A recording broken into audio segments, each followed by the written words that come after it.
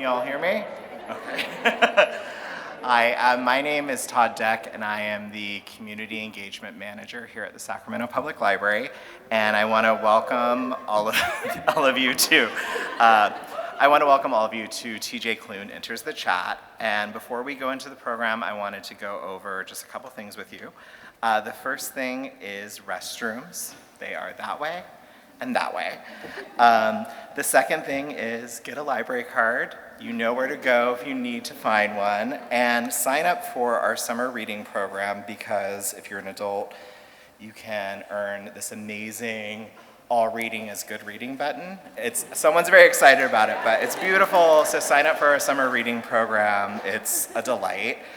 And then last but not least, Capital Books on K is actually selling copies of TJ's books, and it's a beautiful edge, copies of his books, and TJ will be signing copies of his books. He's limiting it to 2 signings, or 2 books per person, 1 personalization, and if you'd like a photo, he's open to that. Have your camera ready. We will have staff members there to help be the photographer to get the line through. And speaking of Capital Books on K, I first learned about Jeff Adams actually from Capital Books on K. Jeff Adams writes queer romances as well as young adult fiction that features LGBTQ+ characters. He's also the co-host of the Big Gay Fiction podcast, which is for avid readers and passionate fans of queer romance fiction. Can we all give a clap for queer romance fiction? Yeah. And I think what makes tonight very special is Jeff has interviewed more than 300 authors since the podcast started in 2015, and TJ Klune holds the record for the most appearances on the show with 9. So TJ Klune is the New York Times and USA Today best-selling Lambda literary award-winning author of The House in the Cerulean Sea. Let's give a clap for that. The Extraordinaries, and then the soon-to-be-published sequel to The House in the Cerulean Sea, Somewhere Beyond the Sea. And TJ told me this is actually his first time, I think, actually really talking about that book. So maybe we'll get some tidbits tonight. Being queer himself, Klune believes it's important now more than ever to have accurate, positive queer representations and stories. And I would like to welcome today TJ Klune and Jeff Adams.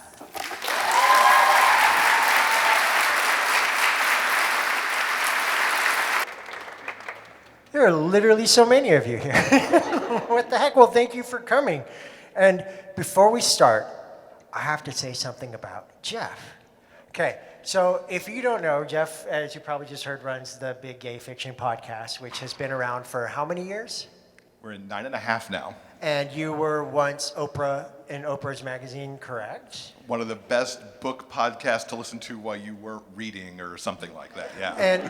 But I have known Jeff for my entire career? Almost my entire career? Probably, yeah. You were, because this is 10 years, that 10th appearance on the podcast here right now. But we're recording the 10th one right now. Yeah, and so and then 10 years.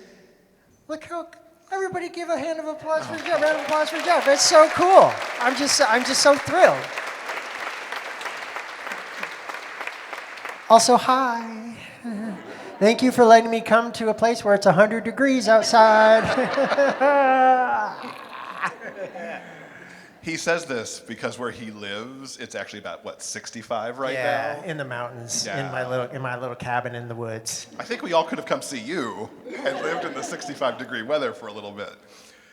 But I'm so happy we're doing this. This is the 10th time he'll have been on the show, and like he said, I've known TJ forever. My first TJ Klune book was Wolf Song, going way back in its first edition.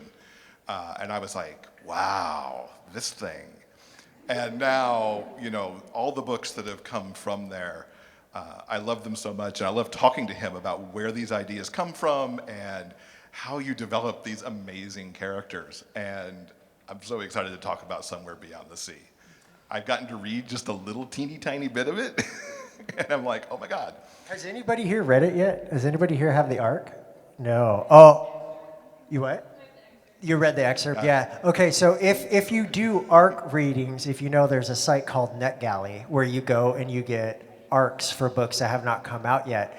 My publisher had the genius idea of saying, hey, instead of putting out the whole book, why don't we just put out the first 4 chapters and see how mad people get? Hooray! I got some emails, let me tell you. It was an amazing 4 chapters, though. So that book comes out in September. Yeah. And if there happens to be someone out there who, maybe hasn't read Cerulean Sea or hasn't, read Heard that of me recently at all. or heard of you at all, Yeah. Tell us a little bit about the world that you created with Arthur and Linus and these amazing kids that live on this island. Okay, y'all remember March 17th of 2020? Y'all remember what we were doing around that time? I'll tell you what I was doing. So back in 2018, I had this idea of this orphanage, of what it would look like if these kids who others perceived were dangerous. What would that look like? What would this home look like? And what would this home look like if their peace or their semblance of peace was disrupted by an outsider? Not only just an outsider, but a representative of the government. And the reason why I started looking at it in this direction was because back in 2018, we had a different president. But if y'all remember, back in 2018, families were being separated at the southern border. There were parents being separated from their children, and that really stuck out to me. I was like, because I'd always wanted to write something to counteract what I felt was the darkness in the world at the time, thinking that, it can't get any worse. And I remember wanting to write something about the light, the good, the hope. There's that old Mr. Rogers quote, you have to look to the helpers. What do the helpers look like? What do they do? Are they loud? Not always. The matter of fact, the people who help the most are usually the ones who are behind the scenes, the people whose names you never hear, you never learn about what they do, but they do it because they can, because they should. So I started researching it, and it turns out that almost every single culture in the world at some point or another has had instances where families were separated, where children were taken from their parents because they were different. It's happened in the United States, happened in North America, it happened in South America, it happened in Europe, it happened in Asia, it happened everywhere. And I wondered about that. What is so wrong with people that we see someone who is different? We see somebody who is not like us, and one of our first responses is fear. And I'm not talking about like the actual being scared of people. I'm talking about like we don't take the time to learn or understand people who are different from us. So what would that look like in this setting, in this world? And so I decided to write this book about a man named Linus who works with the department in charge of magical youth, whose job it is to go and inspect these orphanages where children who don't have parents, their parents are deceased, they are being kept separate from other regular, quote unquote, normal children because of what they're capable of doing. In this case, you have a boy who is a green blobby ball of sunshine. You have a girl who is a gnome. You have a girl who is a forest sprite. You have a boy who's a wyvern. You have a boy who is a were-Pomeranian. And then you also happen to have the Antichrist. And so I thought about what they would look like for these extremes. Specifically, the reason I put the Antichrist in this book, the reason I chose Lucy, is because it's an extreme. It's an extreme that we all know the term Antichrist. We've seen in horror, in the religious people who are saying that the Antichrist will come to the world and destroy all of us, and they've been saying that for however many hundreds of years. And I just wanted to know, what would that extreme look like, except what happens when this supposed embodiment of evil is a 6-year-old boy?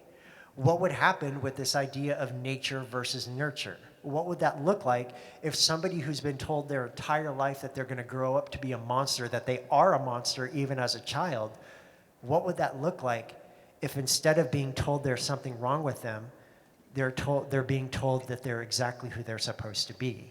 And that's what I wanted for that book. And that's why when we have Linus, this outsider who comes in, he is meant to be the reader. He is meant to be thrown topsy-turvy into this world where things makes sense because it's not so different from our own world, but at the same time, I mean, there's the Antichrist, and he is making threats, and he can dim the sun, and he can make his eyes turn red. And what does that look like for a very extraordinarily ordinary man like Linus? And I wrote that book, and I felt really pleased by it. I quite liked who I was when I was telling that story. It made me feel good. It was different than anything I had written before, and I wanted to try something different. So, long story short, it got picked up by Macmillan and Tor, and then I was given the date in 2019. I was given the date March 17th, 2020. And you can imagine getting that date and knowing this is going to be my first huge traditionally published book. This is going to be the book that changes everything. This is going to be the book that people are going to be like, oh my God, look at this book, it's so good. And I'm going to be like, hell yeah, it is. It is. Thank you very much for saying so. And so for that year, I was like, March 17th, 2020 is going to be the best day of my life. And that's a Tuesday. The Thursday before, I got a phone call at like 6 o'clock at night. And the area code was New York City. And I was like, oh, this is probably somebody from my publisher wanting to call me and say, you're so cool, TJ. We love you. We can't wait to publish this book. And it was the vice president of Tor Publishing. And I was like, wow, you really want to tell me I'm doing a good job, huh? No, that's not what she wanted to talk about. She wanted to talk about, hey, TJ, have you heard of this thing called COVID-19? I was like, well, yeah. What does that have to do with me? And she goes, well, it's getting kind of bad, so we're canceling everybody's book tour, and everybody who's on tour has to come home right now. And your book comes out next week, and we don't know what we're going to do, so let's figure something out. And I just remember being devastated. I was like, coronavirus? Screw you. And because next week, the week the House and the Cerulean Sea came out, the pandemic exploded in the United States. While you were all out buying every piece of toilet paper there was and wiping down your cereal boxes for reasons I still don't understand, I was sitting here going, hey, do you want to read a book about being nice and the Antichrist? And so the book came out, and I'm going to be brutally honest with you guys right now. The week the book came out, it sold less than my own self-published book that had come out the year before. And I was devastated. I was like, okay, I got the world was falling into a nightmare that would last. We didn't know that it would last for many years, but it was falling into a nightmare that would last for a very long time. And all I was thinking about was me. Why isn't this, and it brought some perspective because I apparently was getting high on my own supply. I was sitting there thinking, oh, I'm going to be so good. This is going to be so amazing. And then a funny thing happened. Everybody was stuck at home. So what do you do when you're stuck at home? Well, a lot of people read. So more and more people started picking up The House in the Cerulean Sea until 8 months later, it debuted on the New York Times bestseller list on January 6, 2021.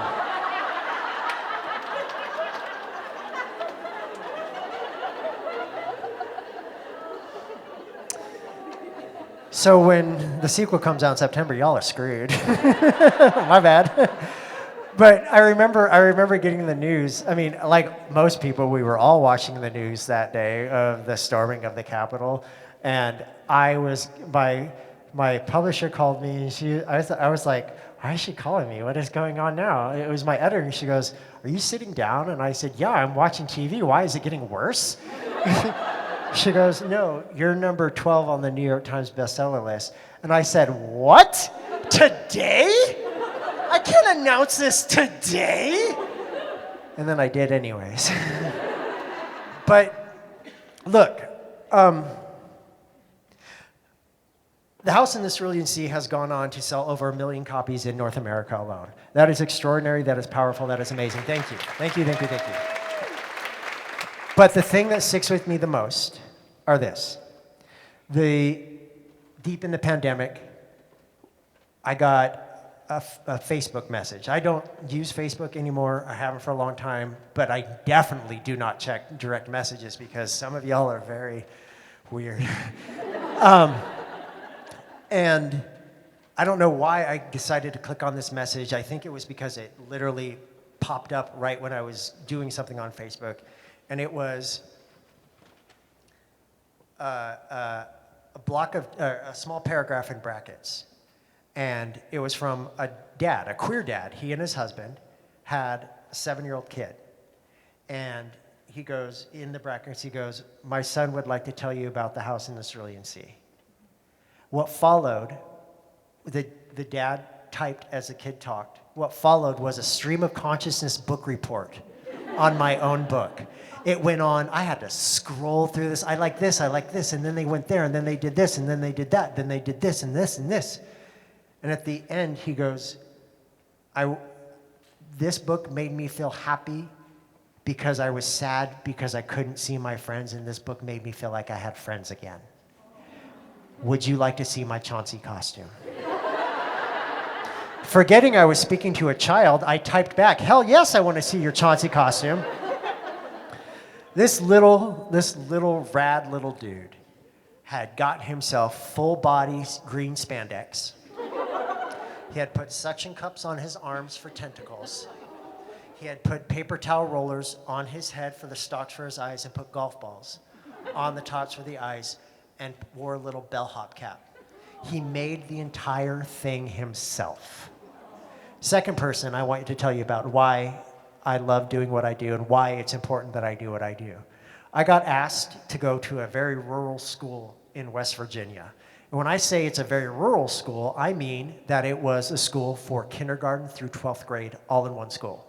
So what I was there to do was speak to the 6th to the 12th graders. So I got up on stage. I was speaking to like 200 kids. I got up on stage, and you know what I used? I used the word queer. I use that word a lot because that's how I describe myself. That is a word that I've reclaimed. That is a word in addition to being called many other slurs, but also gay and stuff like that. It's a word that was thrown at me so much over my life. And so I wanted people to hear that word from an actual queer person, a queer person who has been right where they are. Apparently, the school board did not like that. I got told by the librarian afterwards that the school board was going to call her in for a talk about what kind of people she invites to the school and what they say and why. They were upset because I'd used the word queer, because they thought it might make some student uncomfortable to hear that word. After that meeting, where I talked to them about the house in the Cerulean Sea and everything that I do. After that meeting, I got to meet with some select kids that were chosen because they wanted to ask questions. This 12-year-old boy walks up to me, looks me straight in the eye, and he goes, "I know all about the gay stuff." I said, "What do you mean, tiny little 12-year-old boy? What do you know all about the gay stuff?" And he said, "Last year I had a girlfriend. He came out as trans, and now he's my boyfriend."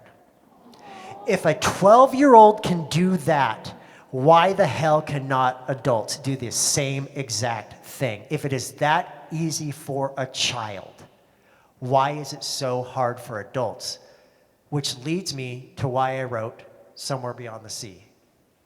I wrote Somewhere Beyond the Sea because I'm so sick and tired of nobody asking the kids what they want. Kids today are smarter, savvier, more worldly than we ever were at their age. They know what's going on to their queer and trans classmates. They know the books that are being taken out of the schools. They know about wars and genocides that are occurring on the other side of the earth. They know, they are angry, and they are going to change the world. They are going to make this world a better place than we ever left it. And I worry about the future, but I don't worry about it to the regard that I know that we are going to be okay because generations that are coming up after us are going to change everything. And boy, I'm going to wait for that because there's something that this might get me in trouble, so I apologize because I'm going to say something. It's about time that these old white politicians in power die. It's about time that they go because they do not represent the people that they're supposed to represent. And we'll get into that more with the sequel about why I wrote it, but yeah. Oh, that was a big old diatribe. You're welcome. As the pandemic was unfolding, TJ was on Big Gay Fiction, because of course we're going to talk to TJ about this book that he's written. And within that interview, you talked a little bit about what was then the forthcoming Kindness trilogy, because Cerulean Sea, of course, was followed by Under the Whispering Door, was followed by In the Lives of Puppets, and those, you termed them the Kindness trilogy And at the time. I had actually, if in case for some people don't know, I actually wrote all 3 of those books before The House in the Cerulean Sea came out in 2020. So all of those books were done by the time The House in the Cerulean Sea came out. He writes a lot of books, just so you know, and we'll definitely talk about that later. In this interview that we were doing, because in your past you've done sequels, Green Creek has 4 books, Verania has, 5 or 6? And, will Cerulean ever have a sequel? It's like, I thought about this as a standalone. I don't really see a sequel for it. What was the catalyst? Was it those students that you were seeing? Was it something else in the world that's like, this is the catalyst and I know what this book is? So last year I got asked a question at an event like this. And I got asked, what do you think your legacy will be? And me being an asshole, I kind of said, what do I care? I'll be dead. Who cares if somebody remembers my name 50 or 100 years from now? I won't be here to even see it, so what's the point? The most I want to do is while I'm here on this earth. That's what I want to do with my time, is change things while I'm here. But I kind of realized I'm a liar and a fat mouth, because that's not quite true. That is not quite true. I do want to be remembered for something very specific, and it is a reason that Somewhere Beyond the Sea exists. I want to be remembered as the anti-J.K. Rowling. I want to be the one that is remembered for standing up against everything she stands for. I want to be the person who can look a billionaire author in the eye and say, well, you shouldn't be a billionaire first and foremost, because that's evil. And second of all, you're a transphobic monster. Who the hell do you think you are? Now, at the end of the day, J.K. Rowling doesn't know who I am, and that's totally okay with me. But here's the thing. I have a platform. I tell the stories that I do. I cannot just use my platform to tell stories. I have to speak up about my community. Why? Because the world has made my community a political talking point in everything that we do. My life, I wish it didn't have to be this way, but it is. Queer people, especially trans people, now, this day and age, are at the focus of vitriol and hatred, the likes we haven't seen in a very long time. I remember in 2015, 9 years ago, gay marriage was legalized. Only 9 years ago, in 2015. And I remember people online saying, yay, homophobia is over. We solved it. Hooray. But no, The House in the Cerulean Sea exists because of this reason. J.K. Rowling sucks. And 2, over the past few years, trans people, parents of trans people, medical professionals who provide gender-affirming care were invited to speak in front of the United States government over many, many hearings. And in these hearings, most of the politicians fell into 2 camps. One, they said, we hear you, we see you, we appreciate you. And then they went around and turned and voted against everything that would have protected the trans people who were talking to them. The other group, the worst smarmy group, questioned trans people, parents of trans children, about trans bodies, about their right to exist, about being pedophiles or groomers or anything like that. And they did it with smiles on their faces. Can you imagine going to speak your truth, going to tell the world who you are, and then having people who were voted to represent you question your right to exist?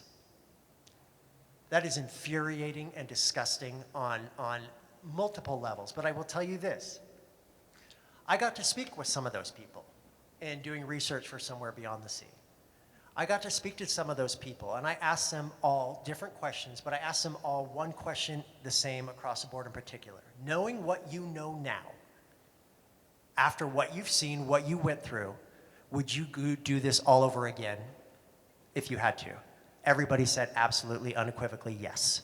We would get up there, we would speak our truth no matter what kind of anger, hatred, whatever that we were experiencing, we would speak our truth. And that reminded me of Arthur Parnassus, to a T. Arthur Parnassus, who has been beaten down, broken down for years upon years upon years, who gave part of himself, gave all of himself, to not just keep himself safe, but to also keep children safe, his community safe. So, in this book, Somewhere Beyond the Sea, the villain is based on J.K. Rowling. She is explicitly the villain, and her ideologies are the villain in this book. In addition to that, there is a scene in this book that comes early on. I'm not going to spoil it here too much, but I will say this. You guys remember at the end of The House in the Cerulean Sea, Arthur was called to testify about his experience. He is going to be ambushed, but like the same way that people of trans families, trans parents, the gender affirming community was ambushed. And we are going to see just how, I'm in a library, but I'm going to say this, we're just going to see how many fucks he has left to give. Because I'm angry, and you're going to see my anger in this book. You're going to see that kind of anger. But it all boils down to the question that I ask myself over and over and over again. If we are making all of these decisions on behalf of children, why is nobody asking the children what they want? And that is why I wrote this book.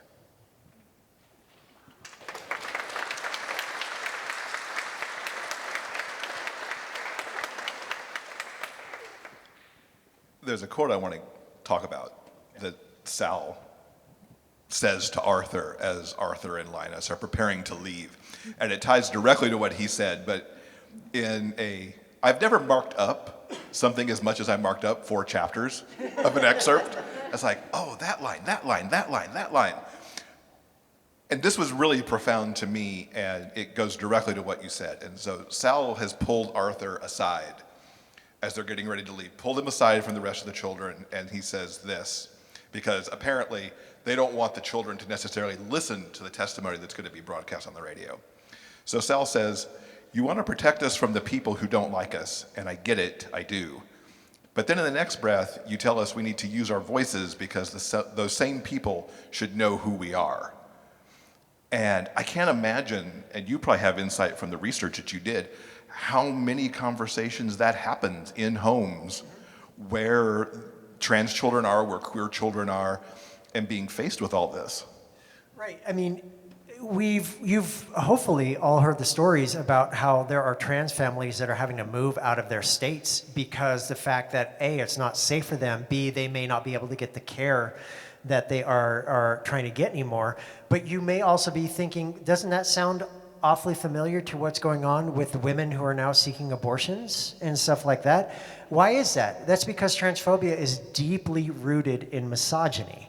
And the fact that it's an attack on trans women. I mean, look, when you look on the news and they're talking about trans people in sports, it's trans women in sports. It's not trans men.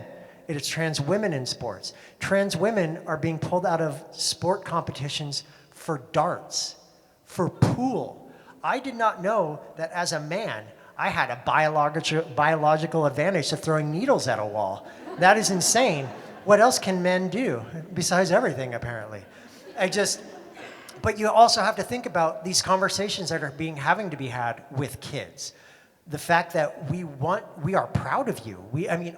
In a good home, in a loving, well-respected home, you will have parents telling their kids, "We love you, we support you, we want you to show your truth to the world, but we also need to keep you safe because there are people out there who would do you harm." And where do you draw that line?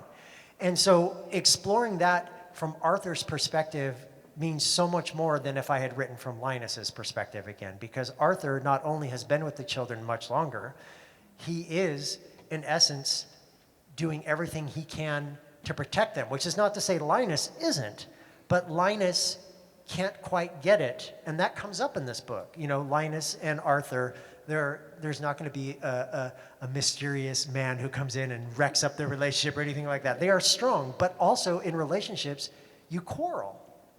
I don't want to say fight, but you do go back and forth, and something Linus has to appreciate is that he may not always understand what it's like for Arthur and the children because he's not like they are in a way. He has their best interest in heart, but it goes back to the conversations that we need to have of we're always talking about helping people. Why aren't we listening to the people who are wanting our help?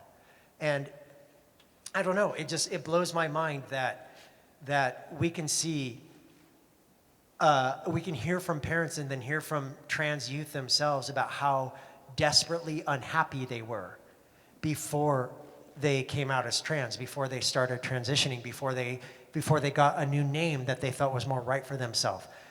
That is, you can see the relief and the hope and the joy on their faces that they are no longer living a secret. And that's, if a queer person, you probably know that as well. At some point in your life when you came out, it had to have felt like, okay, even if it wasn't in the best situation, it had to have felt like, at least it's out there now. At least I am not carrying this burden inside anymore. And so when we have these people who are going out and speaking their truth, speaking their joy, only to have people try to snuff that out, that blows my mind. And then, not to harp on her for too long, even though she deserves for it to go on forever, but to have J.K. Rowling every single day being online, basically attacking trans people. Do you know how many people she got to read because of her books? This is the same thing. Whether or not you liked the Harry Potter books before J.K. Rowling, the same thing goes with like the Twilight books. The same thing can even said about books like 50 Shades of Grey. It got so many people to pick up books that had never read or hadn't read in a very long time. And that is something to be celebrated. But then to have the author turn into the very thing she wrote about writing or fighting against, that has to be such an extraordinary slap in the face to everybody who has lifted them up, these characters, these books up. I have a hard time with the argument, can you separate the art from the artist? I don't know what the right answer here is for that. If the Harry Potter books bring you joy and you reread them, that is totally your prerogative, but I hope we can all be aware that people like J.K. Rowling, transphobic people who spend their days just attacking others for simply existing, how are we okay with this? How are we okay when statistics can come out from the National Health Institute that says in places like San Francisco, trans youth under the age of 25, at least 48% of them have attempted to kill themselves at least one point in their life. That's almost 50%. When has that ever been acceptable? Not for any community should that be acceptable.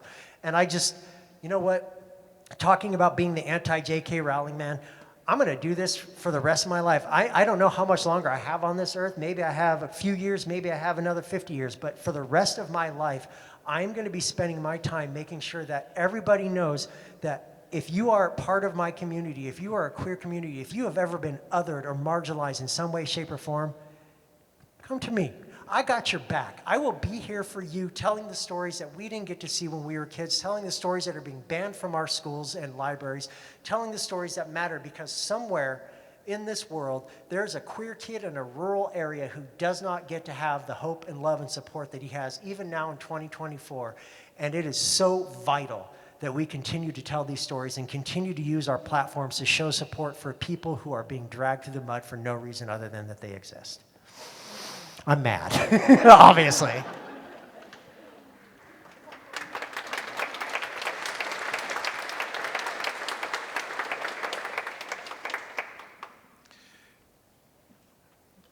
All the books you've ever done that I've read, and I still have many to read in your library, even though I've read a lot of them, the representation, the accuracy of queer portrayals, it's always been a cornerstone in your books going back to the very beginning.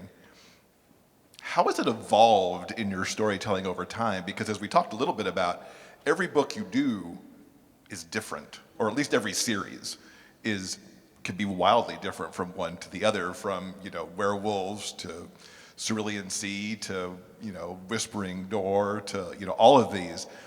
How has your storytelling evolved to continue to tell those stories in new ways and in ways that can highlight what's happening in society? So when my first book came out in 2011, I was 28 years old, and I didn't know what I was doing. I know we're old now. I feel so gross. Thank you for that so much. Yeah, I didn't know what I was doing. I'm 42 years old now, and I've grown up in a certain spotlight this whole time. You know, my career has been, I've been very lucky in my career, and a lot of people following my work, and then that went on an even bigger scale with the House in the Cerulean Sea. And so tenets, touchstones of my work, they will always be about queer people. Straight people have enough stuff written about them. There will always be, unless I go into horror, there will always be queer people getting the ending that they deserve. If I go into horror, all bets are off, because when you write horror, the best horror novels are the ones that end when everybody's dead and the monster wins, and you're like, oh, I feel sad now.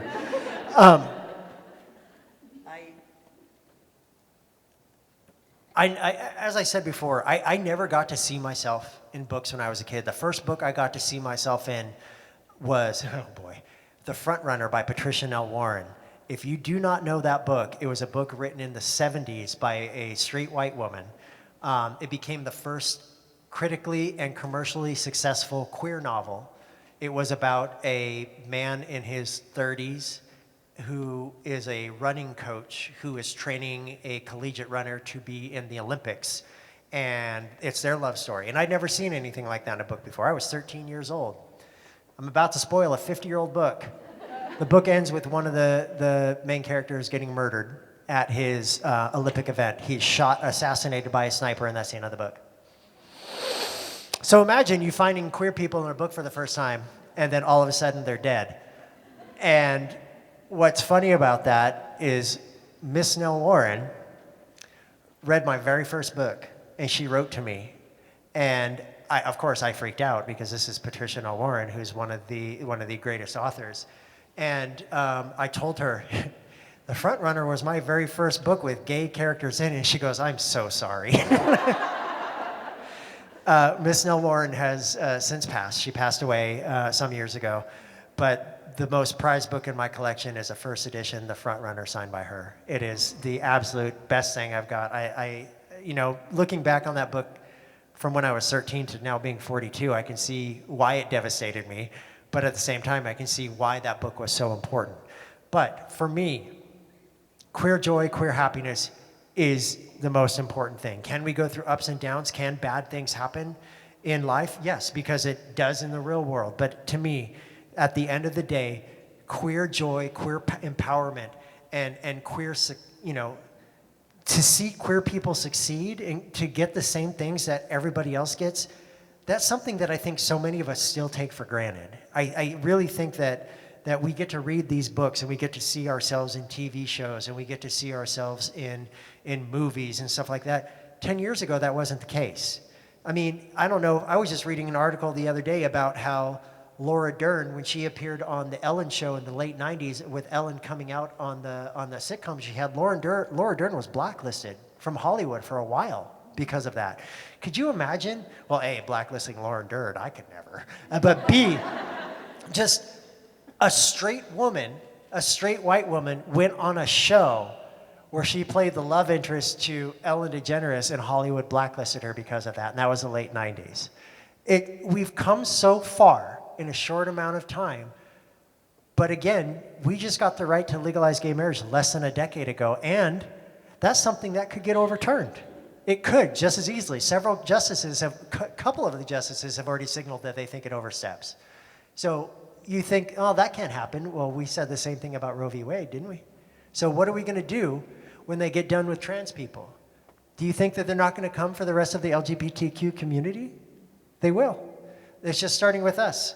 It's just starting with the trans community. And I just want to make sure that while I am here on this earth, that I'm putting out as much queer joy, queer positivity, queer stories for books for people like me who never got to see themselves in books. My books are for anybody who wants to read them. But at the end of the day, I write with my queer audience front and center, because they are who I am writing for, because I am writing for our community who never got to see stuff like this. I mean, can you imagine being a kid in the 70s, 80s, 90s and getting a book like The House in the Cerulean Sea? Do you know how much that could have changed?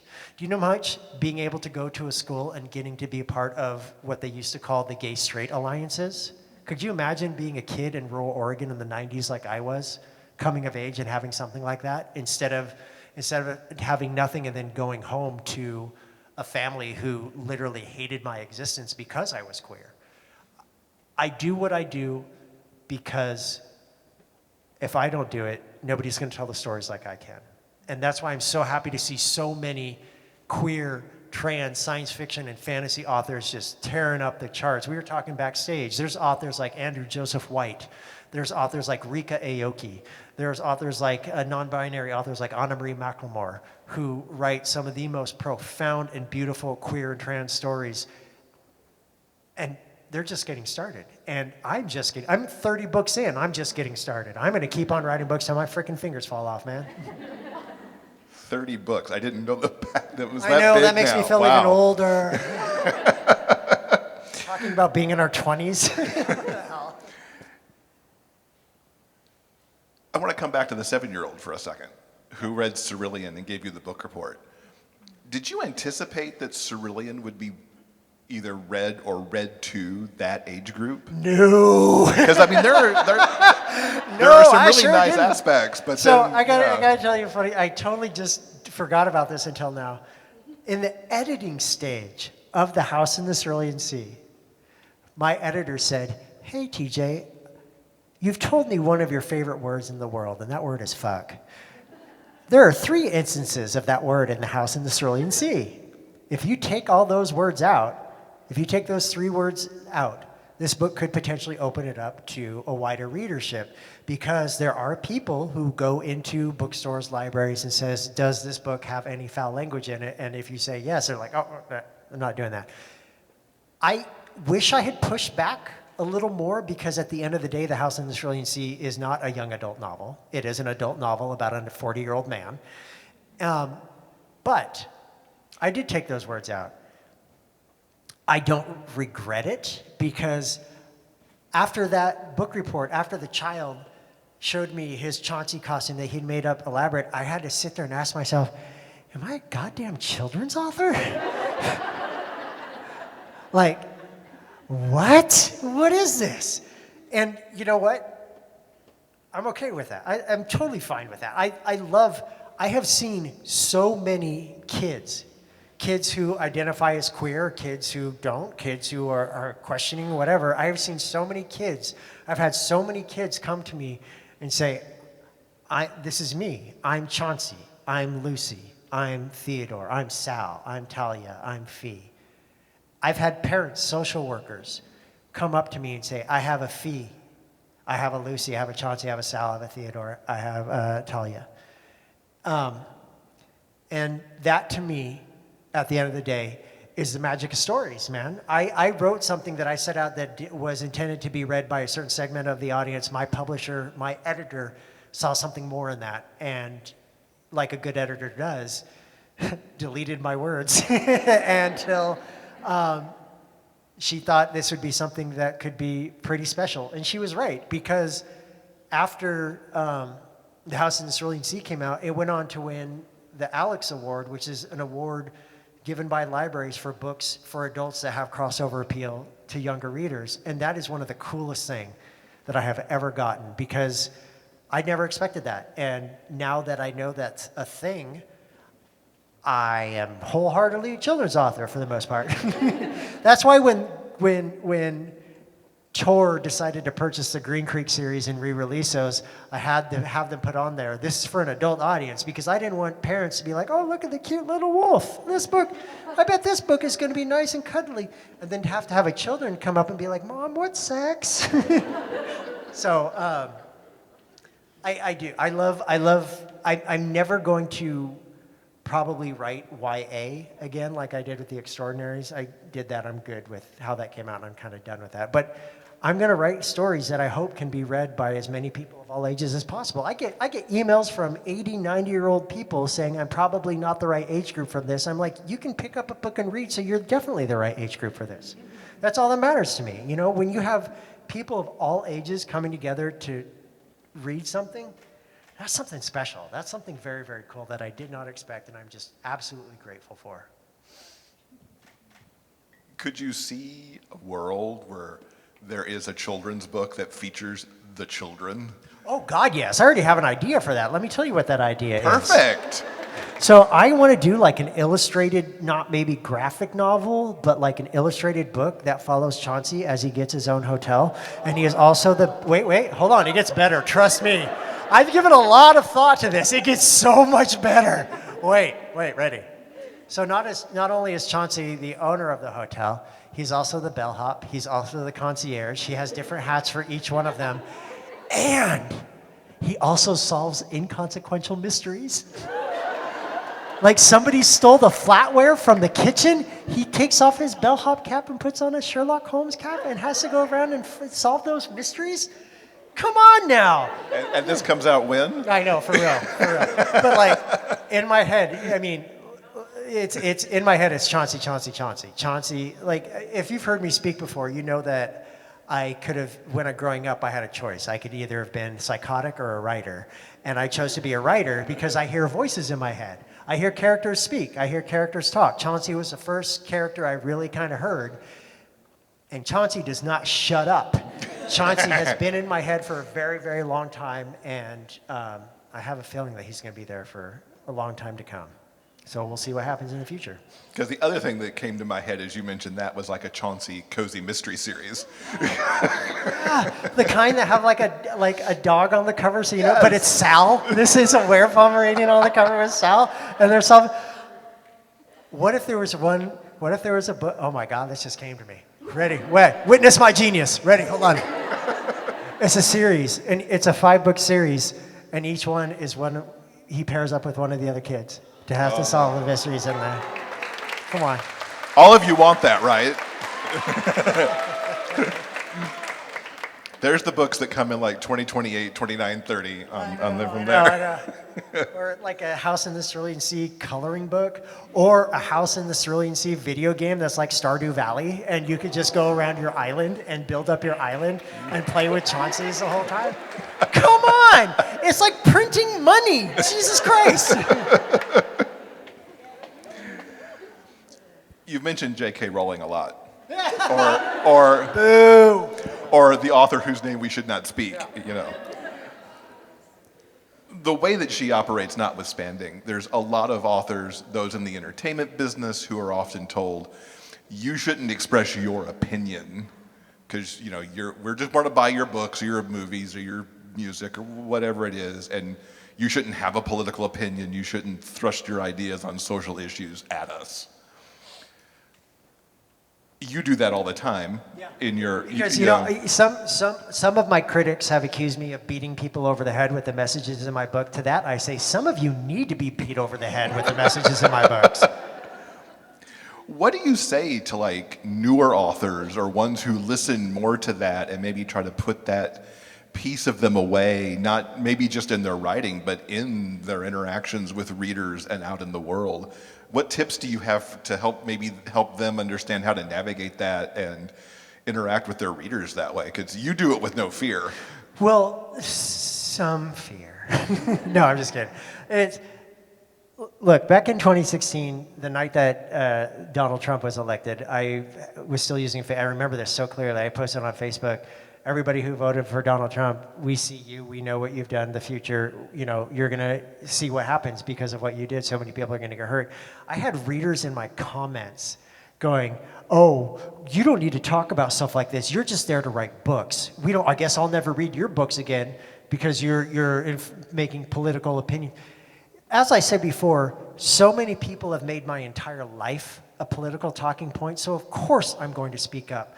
But at the same time, I know that there is that fear that new authors have about if you say the wrong thing, you are going to be canceled, or people are going to, you know, review bomb your books, or people are going to, and by the way, if you're one of the people who do that and you're here for some reason, go to hell.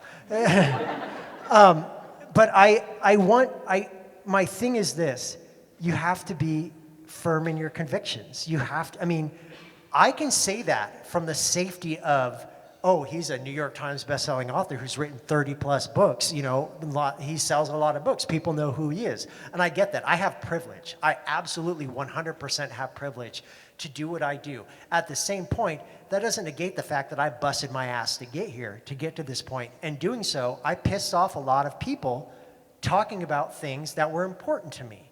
At the end of the day, a writer should make a choice for themselves, what they do or what they do not do. But if you are a queer person, if you are a person of color, if you are a marginalized person, part of some community, you have to know that at some point they are going to come for you. There's going to be people who literally hate you for existing. You didn't do anything wrong to them.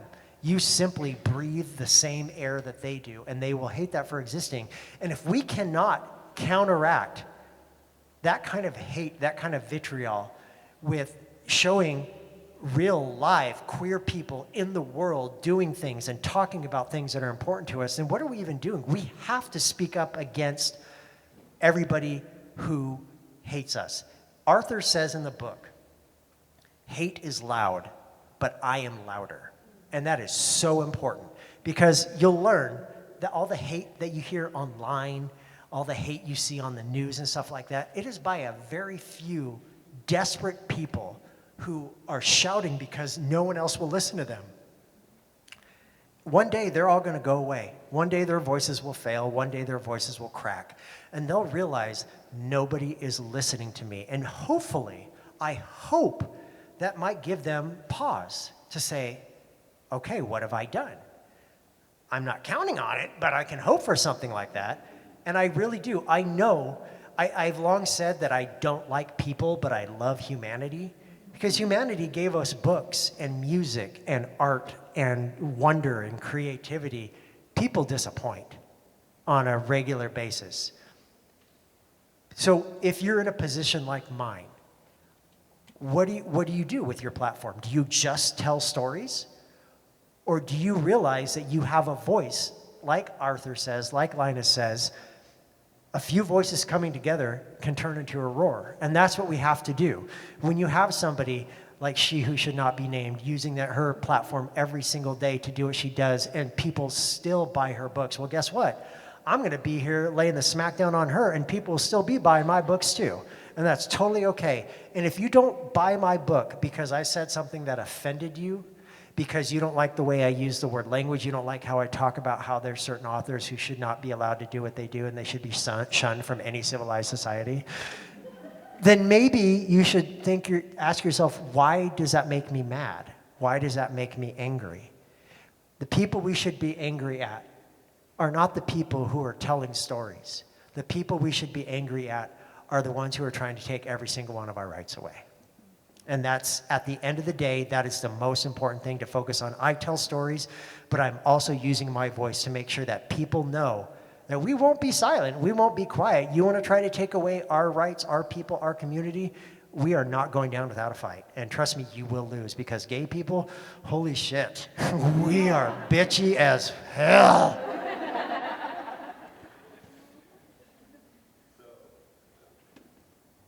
Sacramento Pride is this weekend. You've been on the show a number of times in Pride Month, and I always ask this question to guests in Pride Month, so it's nice that we get to do it here live this time. What does Pride mean to you sitting here June 2024? So in Tucson, Arizona, I lived there for 16 years. Does anybody here in this room know how Pride started in Tucson, Arizona? It's okay if you don't.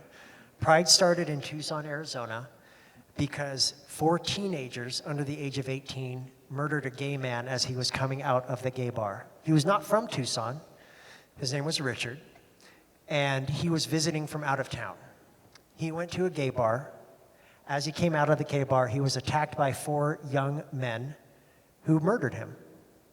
These young men were given probation. No jail time. Probation, I believe, was for a year for all 4 of them. The queer community said no. Queer community came together, and in 1977, that's when the Tucson Pride first held their Pride. You probably all know about Stonewall. You guys know about the Black Cat in Silver Lake. Stonewall was not where the Pride riot started. in the United States. They actually occurred in Silver Lake, California, at the Black Cat, where the Black Cat still stands. It's a restaurant now, and there's still a sign, the original sign for the Black Cat. There used to be gay and lesbian bars all the way around there. Then they were raided. The first Pride was born out of that rage in Silver Lake, California. Does anybody know in this room why LGBTQ, why we have the L first? It's because in the 80s and 90s during the AIDS crisis, lesbians were the only one who came to the gay men to hold them while they were dying. They were the only ones who filled the hospitals with the sick and the dying and the bereaved to take care of their community. So to honor them, it used to be GLBT. So to honor the women who came for us at our hour of need, we made it LGBT because they put us first, so we put them first. That is what pride means to me. Pride means to me, in the face of adversity, no matter what happens to our community, we still come together, we still thrive. And like queer people, like trans people, we have always been here and we will always be here.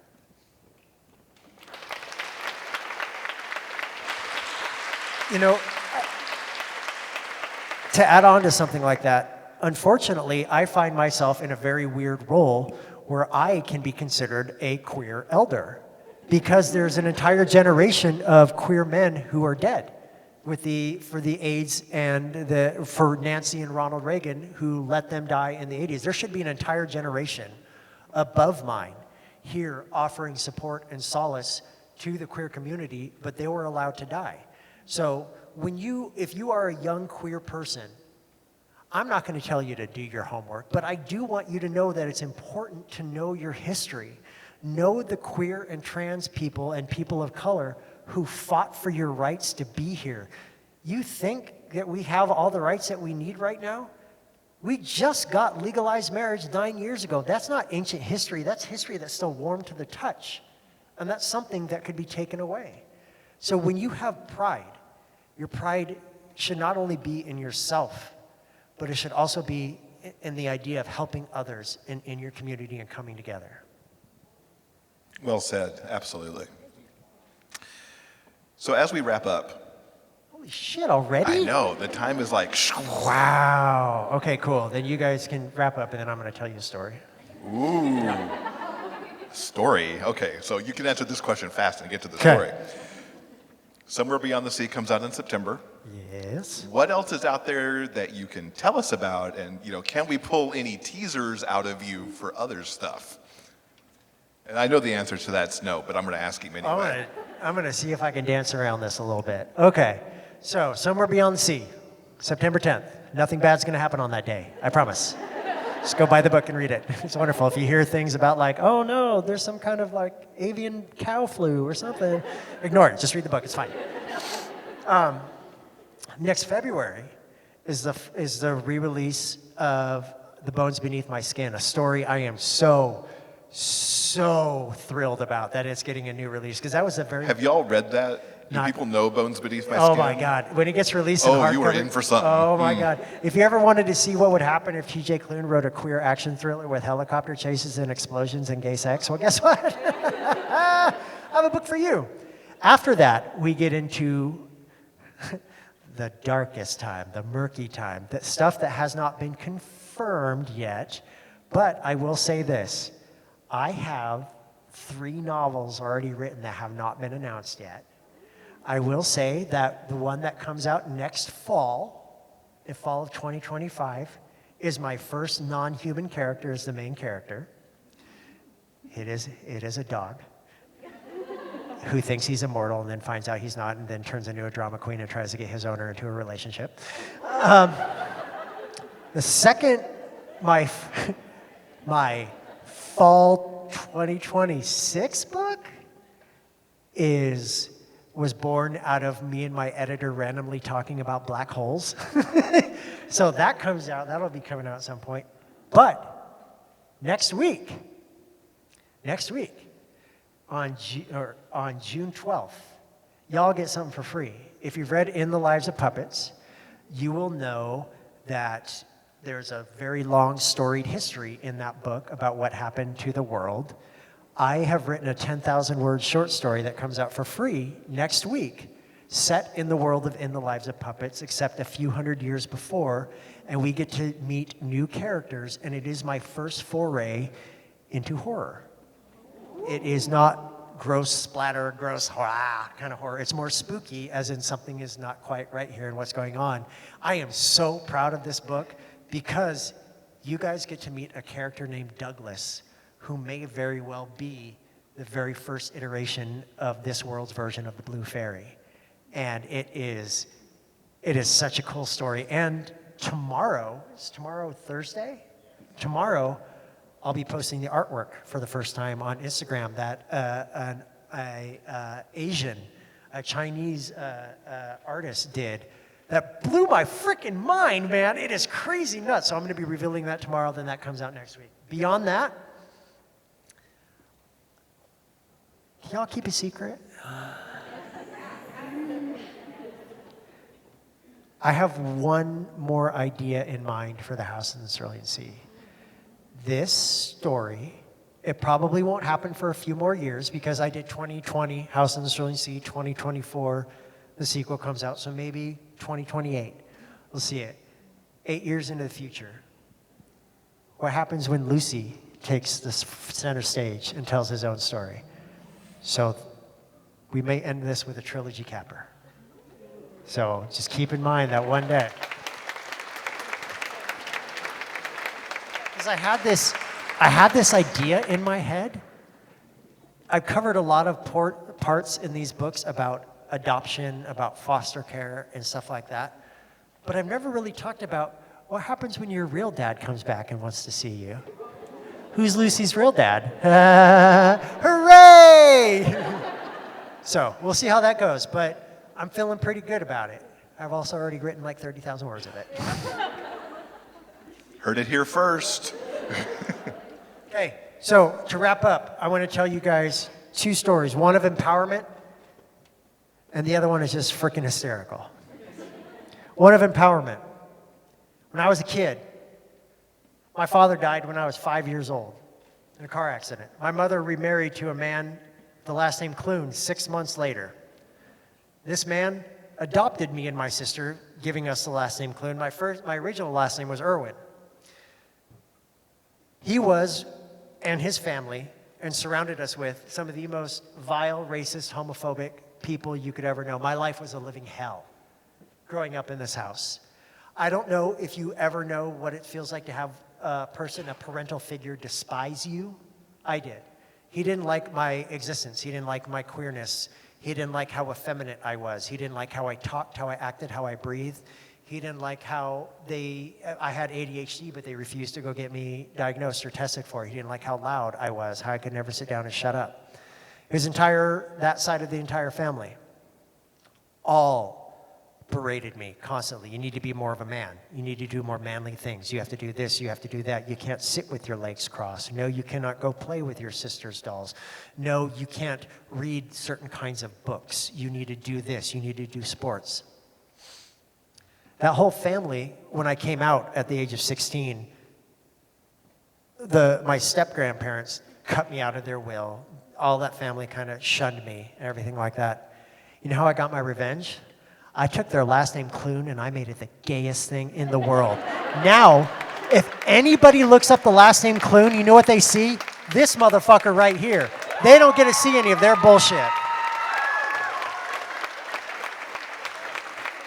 Last thing I'll tell you. Deep in the pandemic, I did a lot of online book clubs for the House in the Cerulean Sea. Once, I got an invitation from a Southern Baptist church.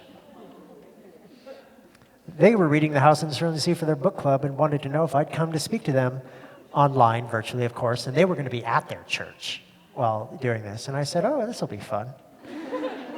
I get there, it's row after row of white women in their 70s, 80s, and 90s. All of them were smiling, except for one. She was in the top right corner, and she glared at me the entire hour. She did not speak, Everybody else was lovely. Everybody else was kind, and everybody else was fun. But she did not speak. So I got done, and I thought, okay, that's going to be the end of that. I'll never hear from any of them again. No. Guess who sent me an email the next day? An email from the lady in the top right corner who was very pissed off at me, who was very upset. Why was she upset? She wanted to let me know. How dare I include the character of the Antichrist in a book? Did I not know who the Antichrist was? Did I not know what the Antichrist was capable of? Did I not know what it was prophesied that he would do? And while she did come to care about the 6-year-old Antichrist, she wished I had gone in a different direction. And then she ended the email with the best sign-off of any email that I've ever received, so much so that I use this sign-off in emails to my friends. After taking me to task in paragraph and paragraphs of how much she hated the fact that I included the Antichrist, she ended the email by saying, "But I did not mind the homosexuals." Thank you all very much. Thank you, everybody. Thank you, TJ.